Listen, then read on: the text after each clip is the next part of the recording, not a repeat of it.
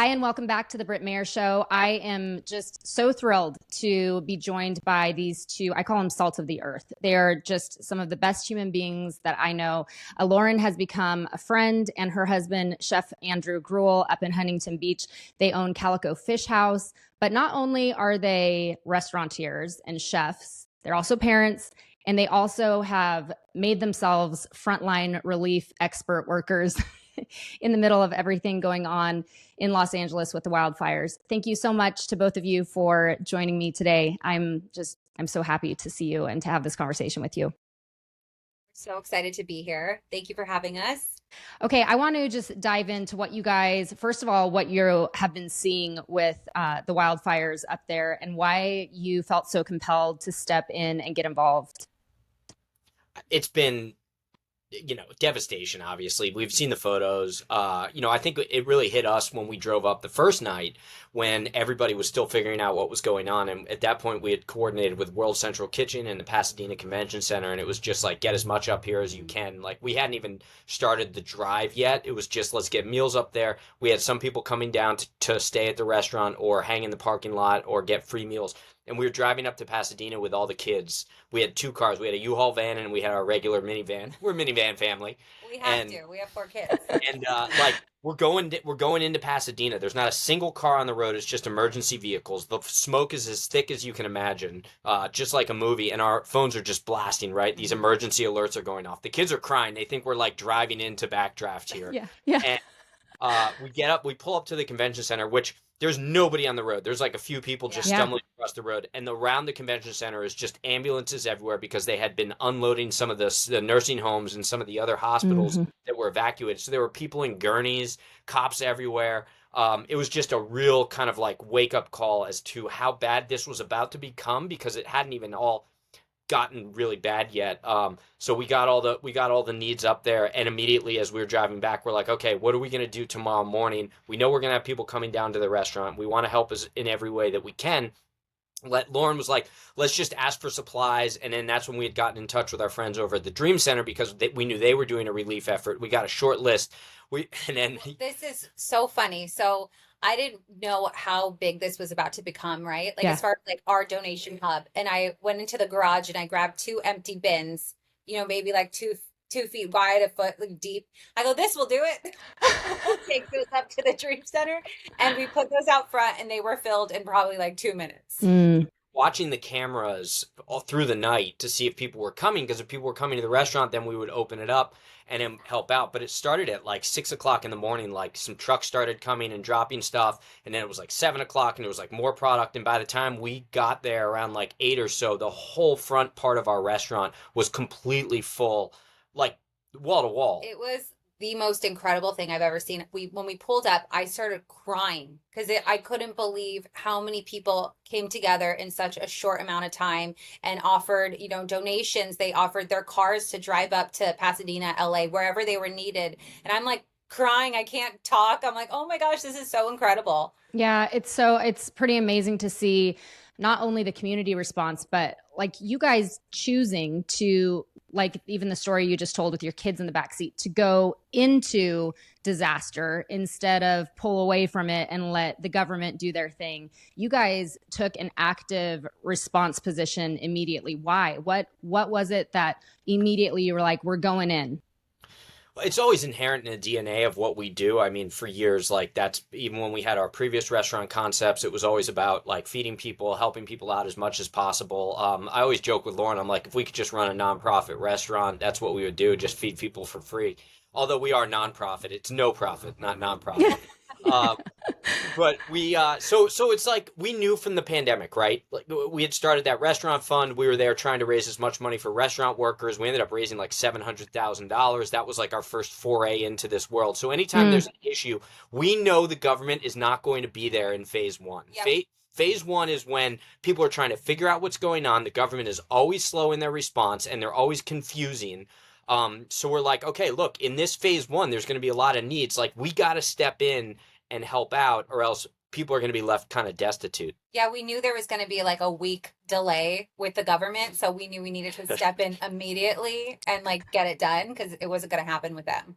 It's a whole family affair. You've got one of your babies right there. look, and he's just learning from example. I love you guys. This is why I'm like, you guys are just so real. I love you so much. I hope that you know that I just love you. I want to talk a little bit and just sit there with the community response versus the government response and how you learned from COVID. One of the tweets that you just put out, Andrew, I think yesterday, you tweeted that if the feds gave the state $100 billion for relief, California would buy the victims a Cheese of the Month Club membership and keep the rest for themselves. Newsom just sent a letter to Congress and he asked for relief aid to California without conditions. So I want to know why your take is what it is based on what you've seen on the ground right now and also in the past with the COVID bailouts and how that's putting pressure now on small businesses, which I think a lot of people don't even realize what's going on. Yeah. Well, I mean, the money always goes into the coffers and then it gets commingled. It's fungible, right? So we know the state's bankrupt. We know the state has no money to begin with and that they're constantly growing the size of their own, office and time and time again, right? We sign these bills, we sign these new tax increases, and then we see the reports as to where all the money went, right? Like it was when, the gas tax and it goes to Caltrans and Caltrans buys a $500,000 boardroom table in San Diego, or the stories could go on and on and on. We know the money never goes directly to the people who need it. Instead, they put together these fancy groups, these think tanks, who sit around an office and they decide, what are we going to do with all of this money? I mean, all the photo ops this week has been like Newsom walking around with Bass and all these other officials just talking about what they think that they can do. All the while, we've taken 10 trips back and forth to the Dream Center and fed people 1,000 different meals while they stand around and do photo ops with green screens in the background. What has that been like up there for people who, I think that by now the images have gone viral. People have seen what the media wants you to see. And if you're on X, you've seen the reality of Los Angeles. But what have you guys seen on the ground that's really moved you up there? Oh gosh, I feel like it's just the families that are so distraught and they don't know what to do, where to go, who to reach out to. I spoke with one lady who said she was denied FEMA housing assistance because her house hadn't burned down. It was standing. However, it's inhabitable. There's no water. There's no gas. There's no electricity. Wow. And she's like, what am I supposed to do? I have 2 kids. Oh my gosh. It's the devastation is, I feel like, beyond even comprehension, even beyond what we're seeing online.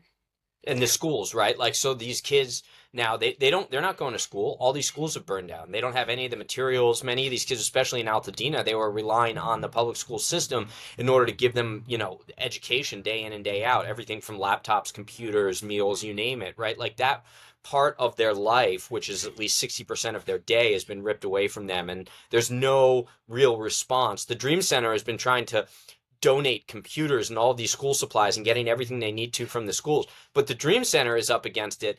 They're like a 1,700 room facility right off the 101. They're part rehab, part ministry, part youth group. And they've got, they house like a lot of they immediately started housing all the battered women's shelters that were shut down, and they started bringing them in and giving them room and board and shelter. But even like the Dream Center doesn't get help from FEMA because they're a faith-based organization. So there's all these inherent politics in how they distribute the money, that the Dream Center just has to step up and do it all themselves. I mean, and that's why we partnered with them so closely, because the way this has worked, right, in terms of operational specifics, they tell us we need X, Y, and Z, right? Whether that's work gloves, masks, non-perishables, sleeping bags, tents, everything, right? Diapers. And we immediately go to use our platforms to get a call to action to get those products. Sometimes we get donations, then we take those donations, we go to Costco and we buy exactly. Lauren does all. She coordinates all this. Like I've seen the receipts. They're as tall as I am.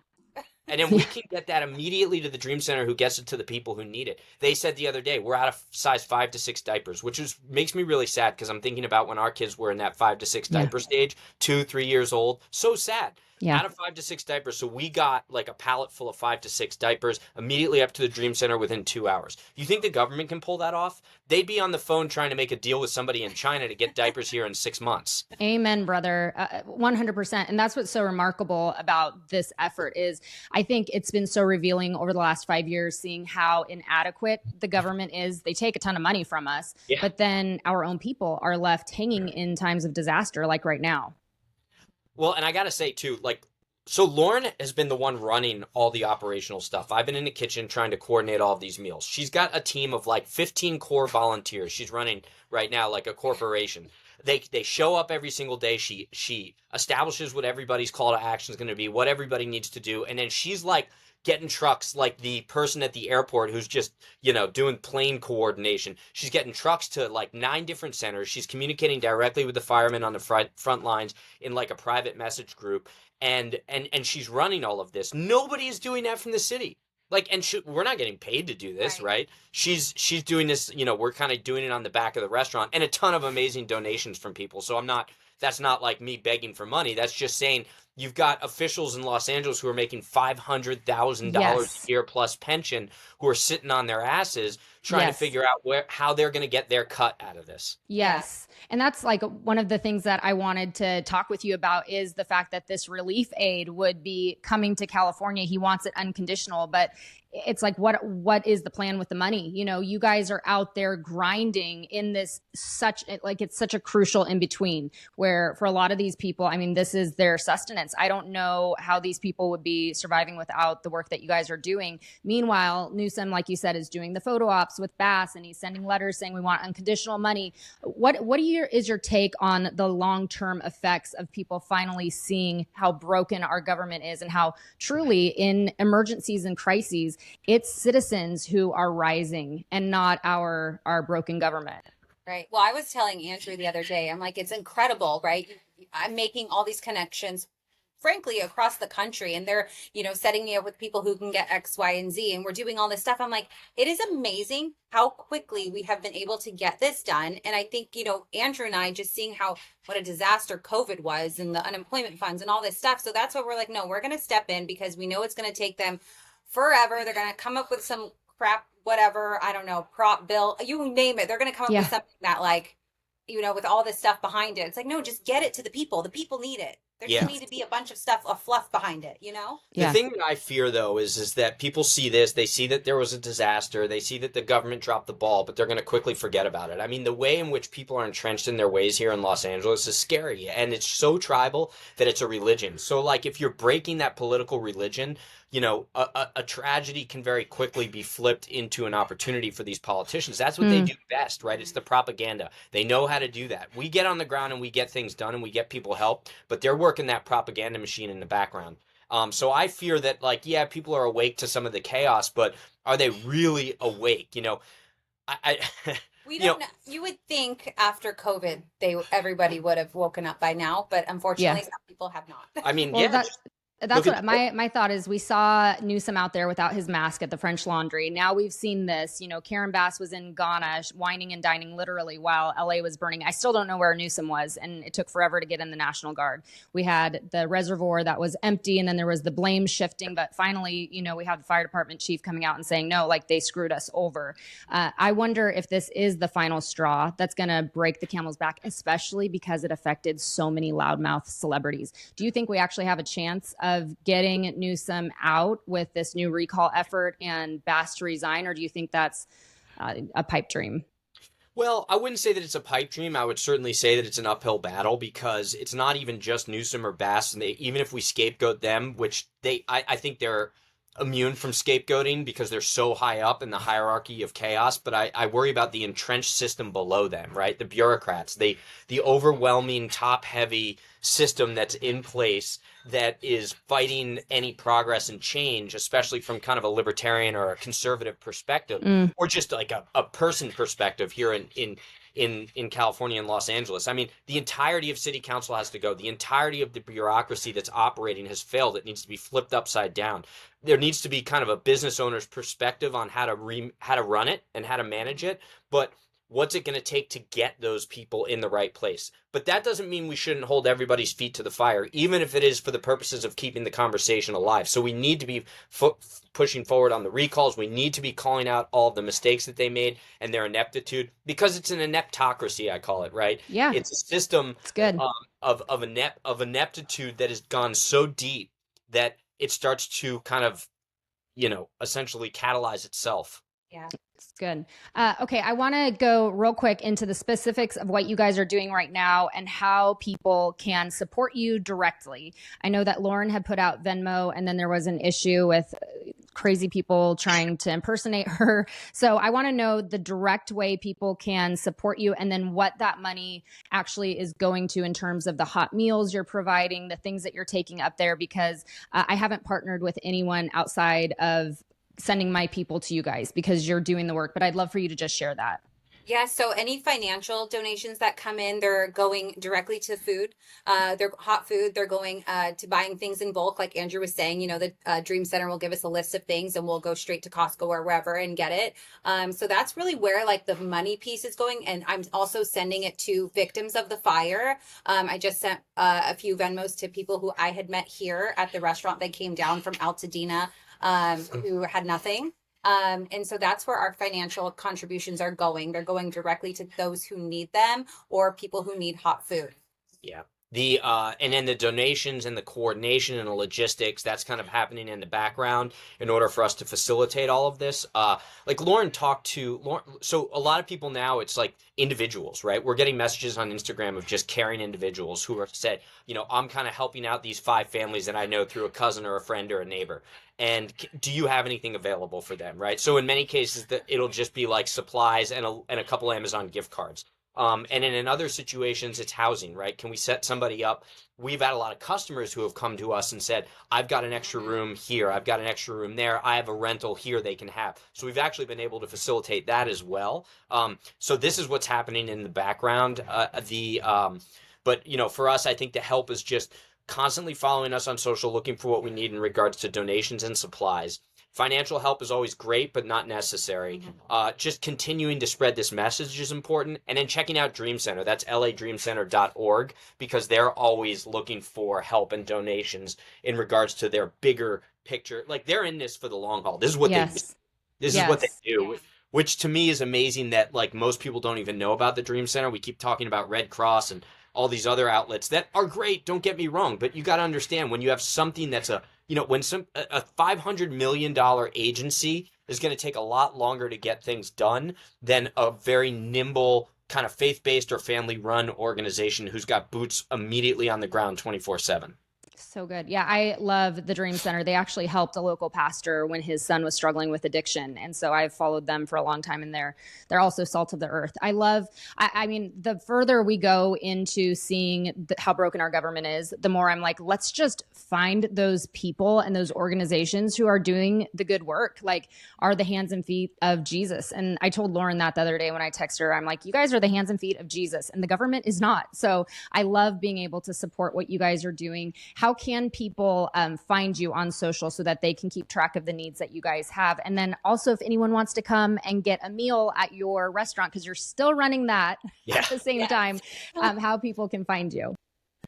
You can find me at Lauren_Gruel on Instagram, Lauren Gruel on Twitter. Andrew, I don't know your handles. At Andrew Gruel. It's or actually no, I'm Chef Gruel on X. So at Chef Gruel, at Andrew Gruel on Instagram, and then it's Calico Fish House, and that's at Calico Fish House on X. That's Calico-restaurant online. So www.calico-restaurant.com for the restaurant itself. Okay, and you guys are right off Pacific Coast Highway up in Huntington, right? Yeah, we're right where if you pass the Huntington Beach kind of state beaches and you're going it towards Seal Beach, that's an area called Sunset Beach. We're right there, right on PCH, main corner. That's how we have such a big parking lot. It's a freestanding building. And even if you just come to the restaurant and have a meal here, like that in and of itself really supports us and helps us because that's a lot of that revenue is money that we're using also to help because our cooks, our servers are volunteering. Our cooks are cooking everything. We're driving stuff up ourselves, and we're using our product here in order to provide those meals. And you guys are providing good quality meals. Just real quick, tell me about that. I meant to ask you that earlier, but that's so important because that's so important for me. It's such a priority to feed people well, and you're not giving them cheap garbage food. So just hit on that and how your whole restaurant is all about that. Yeah, we're 100% seed oil free. We're always focused on high quality proteins. We work with the best farms and local sustainable fisheries here in California and beyond. So that's been really what we do as a business and as a restaurant from our quality product perspective. And you're right, because you can't just be giving people bags of Fritos and like ramen packets in so much as that's helpful. And trust me, you need that sustenance from time to time. We're giving people like tenderloin, fresh meat. We've got Santa Clarita beef, which is an amazing farm here that's like the best. It's, you know, the ground beef is like $15 a pound. They donated 500 pounds of that for us. So we cooked a ton of meatballs and like stuffed burritos, and we've been doing lobster burritos, and we've been doing tenderloins. We broke down a case of, 12, 15 tenderloins that we sliced up and brought up to the Dream Center. So we want to nourish people, not just feed them. We want to make sure they've got good, high quality food, because if we're simultaneously making them sick with all the junk that's in our food system, well, we're hurting them in the long run. So we've got to fulfill the goal on kind of two fronts.